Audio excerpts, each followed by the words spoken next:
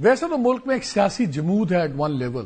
Government اپنی جگہ کھڑی ہوئی ہے, اپوزیشن اپنی جگہ, دونوں ایک ایک انچ پیچھے ہٹنے پہ تیار نہیں ہے. لیکن اڈیالہ جیل کے باہر خوب گرم سرد ماحول چل رہا ہے.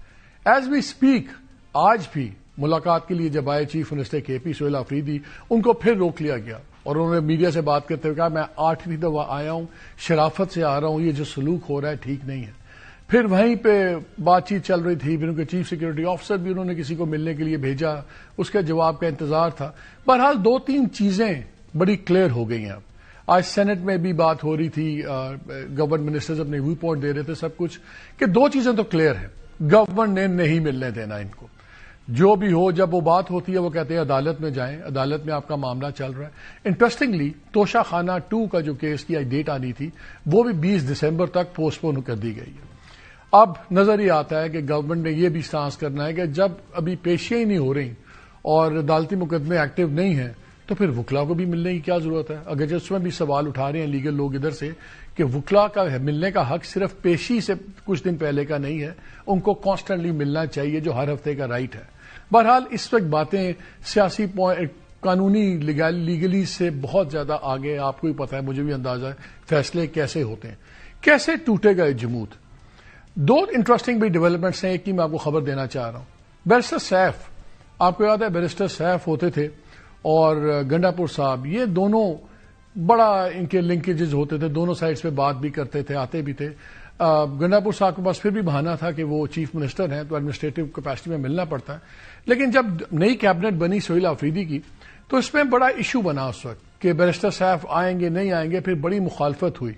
لیکن اب انٹرسٹنگ ڈیولپمنٹ یہ ہے کہ وہی لوگ جو کل تک مخالفت کر رہے تھے اب وہ بھی اس سوچ پہ آ گئے ہیں کہ بیرسٹر سیف کو دوبارہ کابینہ کا رکن ایز این ایڈوائزر یا اسپیشل اسسٹنٹ وٹ ایور بنوا لیں, کچھ ان کا خیال ہے اور کچھ ہو نہ ہو ملاقاتیں تو شاید شروع ہو جائیں.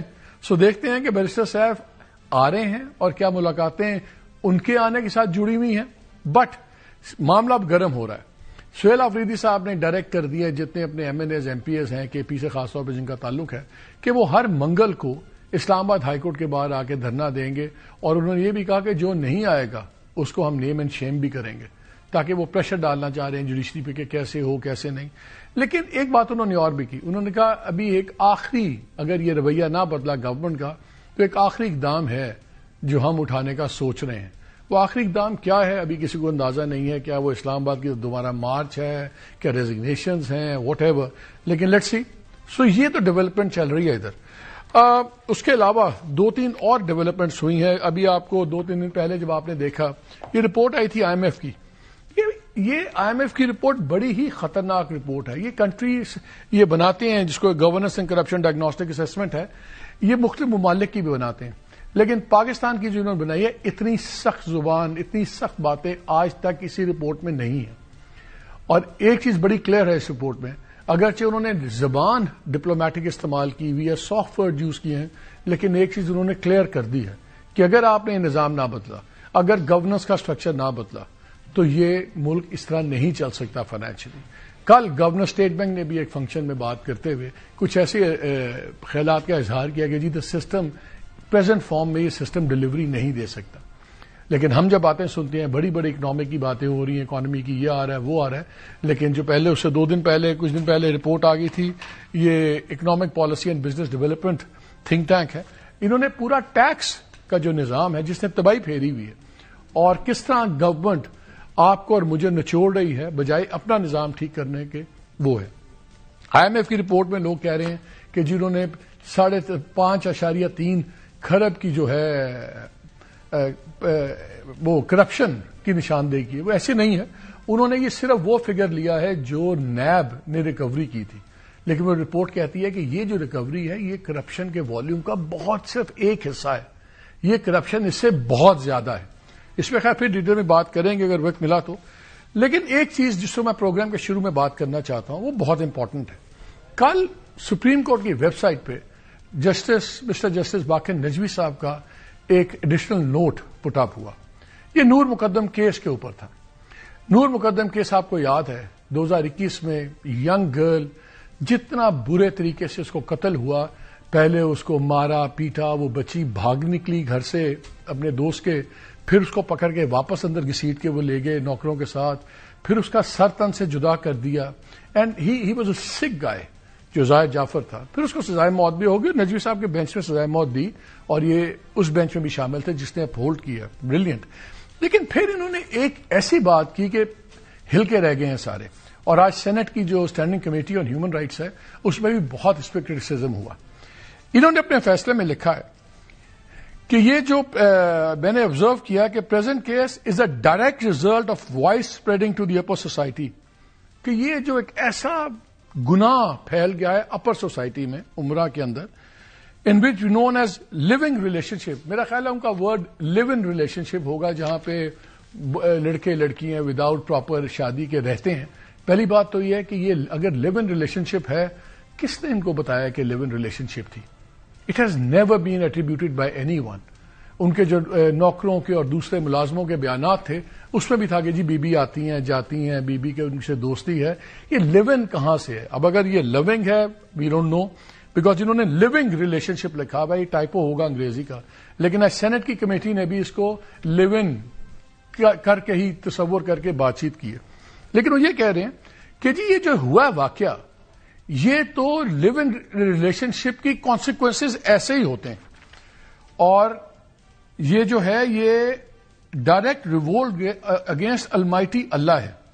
اور ینگ جنریشن کو اس بات کو نوٹ کرنا چاہیے کہ یہ ہاربل کانسیکوینسز، یہ جو خوفناک تباہ نتائج ہیں، such as in the present case, جیسا کہ اس موجودہ میں ہے، یہ اس ٹاپک کو ڈسکس کریں. 3-4 سوال اٹھتے ہیں. کیا آج کی سوسائٹی میں بچے بچیاں کٹھے پڑھتے نہیں ہیں؟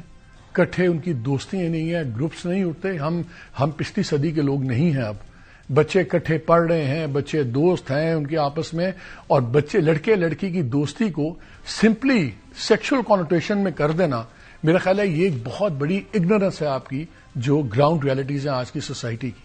بہرحال اگر کچھ ہو بھی تو اس کا کیا ہے کہ کسی کو حق ہے کہ کسی کا گلا کاٹ دے، کسی کا حق ہے کہ وہ کسی کو تشدد کرے اور اس کی زندگی لے لے. آپ اس کو ایسے پینٹ کریں جیسا نے ایسے پینٹ کیا کہ اس طرح تو ہوتا ہے اس طرح کے کاموں میں. نہیں مسٹر جسٹس، نہیں ہوتا اس طرح کے کاموں میں.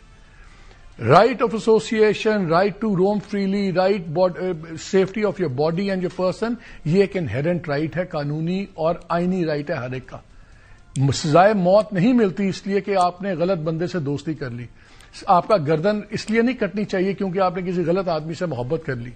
یہ کیا ہو رہا ہے؟ اور یہ ورثم اس لیے ہے کہ جسٹس نجوی صاحب جن کو ہم بہت عزت کرتے ہیں، وہ کانسٹیٹیوشنل کورٹ کا حصہ ہیں، کانسٹیٹیوشنل ممبر ہیں. کانسٹیٹیوشنل میٹرز خالی لیٹر آف لا نہیں ہوتا، اس میں اسپرٹ آف کانسٹیٹیوشن بھی ہوتی ہے. اگر اس قسم کی اپروچ ہوگی سوشل اپروچ، تو پتہ نہیں کل قانونی فیصلے کس طرح ہوں گے. اور مجھے تو سارٹ آف پریشان کن بات لگتی ہے. اور نجوی صاحب پہلی باری خبروں میں نہیں آئے. اکتوبر 8 2023 میں بھی، اور یہ پبلش نیوز ہے ڈان میں بھی، تب بھی بڑا ایک ایشو بن گیا تھا. نجوی صاحب اس وقت جو لاہور ہائی کورٹ کی جو رجسٹرار، سینئر ایڈیشنل رجسٹرار تھے محمد ارم ایاز صاحبہ تھیں، انہوں نے ایک خط لکھا فارن آفس کو، اور اس میں انہوں نے کہا کہ اس میں جسٹس نجوی صاحب نے کچھ فیورز مانگی ہیں فارن آفس سے. انہوں نے کہا کہ جی پروٹوکول فیسلٹیز دلوائیں آپ ان کو. ان کے صاحبزادے جا رہے تھے امریکہ، کہ Abu Dhabi international airport UAE اور John F Kennedy international airport پہ ان کو fast process of immigration briefing along with facility of conveyance from John F. Kennedy International Airport to 32 Garden Street, New Haven, Connecticut، کہ بلکہ سارے immigration بھی کروائیں، سب کچھ کروائیں، اور پھر ان کو گاڑی لے کے دوسری جو ریاست ہے کنیٹیکٹ، نیو یارک کے ساتھ، وہاں ان کو گاڑی ڈراپ کر کے بھی آئے، اور تمام ادر پولیٹیکل فیسلٹیز ہیں وہ آپ لارڈشپ کے بیٹے کو دیں. اس میں بہت ایشو بن گیا تو پھر یہ لیٹر وڈرا کر لیا انہوں نے، اور پھر ایک فریش لیٹر گیا جس نے کہا کہ جی as per the competent authority the letter in question is hereby withdrawn. لیکن اس پہ خالی ہم بات نہیں کر رہے، تب بھی بہت بات ہوئی. اس وقت Lahore high court bar association کی وائس پریزیڈنٹ تھی رابعہ باجوہ. انہوں نے بھی کرٹیسائز کیا، اور ان کا یہ بڑا ان بیکمنگ کانڈکٹ ہے، یہ ایسے نہیں ہونا چاہیے.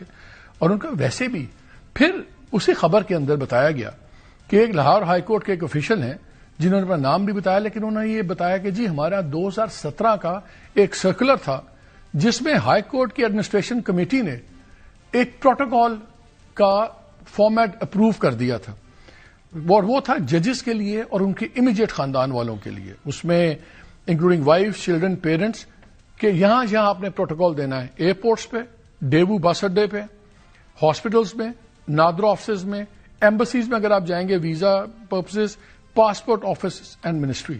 یہ مس باجوہ جو وائس پریزیڈنٹ تھی اس وقت، انہوں نے کہا کہ جی یہ جو پروٹوکال پالیسی ہے یہ بھی غلط ہے، یہ کس کھاتے میں آپ دے رہے ہیں؟ ججز کا پروٹوکال سمجھ آتا ہے، فیملیز کا کیا آتا ہے، دس از ناٹ آن۔ تو یہ میں صرف، اور میرا مقصد کوئی نہیں تھا، یہ بتانے کا یہ تھا کہ جب آپ موریلٹی پہ بات کریں تو پھر موریلٹی سٹارٹس ایٹ ہوم۔